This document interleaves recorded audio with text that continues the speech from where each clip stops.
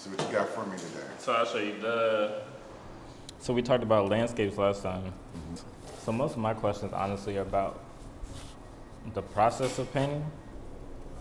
These areas could use texture. Like, don't be afraid of the texture in certain areas. Because like over here, you just kind of like kept everything pretty even. These trees don't have to be that flat. The closer the image, like the trees are to the camera, I think you can be thick on that, but as it starts to go back like to where the mountains are, it starts to thin out. You know what I'm saying? So it just starts thick, and then as it moves back, everything just thins out. But my thing is, this is grounding you. Yeah. Just to keep you from, because like you like to go out there. You like to just let the emotion, and that's good. Yeah. But sometimes with those kind of paintings, they're personal. Right. And sometimes the only person that can see exactly what's happening in those paintings are you. And it's great. It's therapeutic. We got to get those demons out. We got to release. We got to paint. What I'm learning from this is that you can add more texture to this. And when I say this, I don't want you to just get locked into doing landscapes, because I'm always going to remember your grandmother's bedroom piece.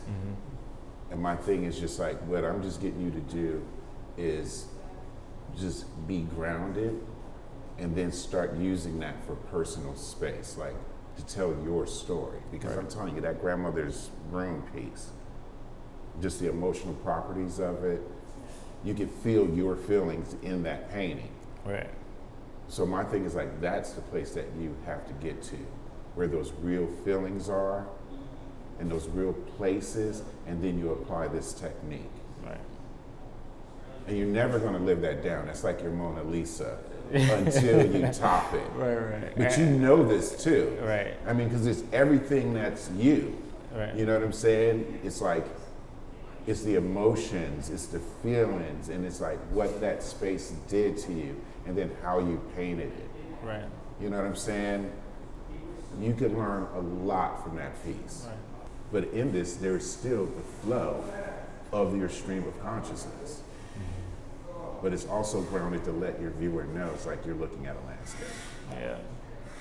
I see that. But all three of those I made, the one with at the wedding and the bedroom. Yeah, definitely. Because I think also with those, Yeah. there's a different emotional thing behind it. Right. And you're trying to make sure people see and feel what you feel.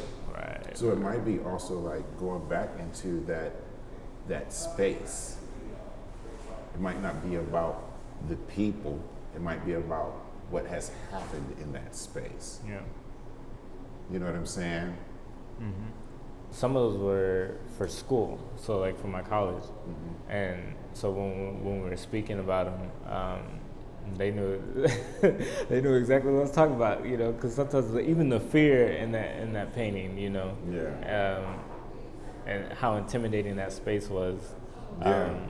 I didn't really understood how that came across until someone said it. I'm like, you know exactly what I'm talking about. You know what I'm saying? So my thing is like, maybe it's about trying to figure out how to understand that space when it happens. So my thing is like, maybe the next time you're in a situation where you're like really happy, take a picture of the spot that you're in.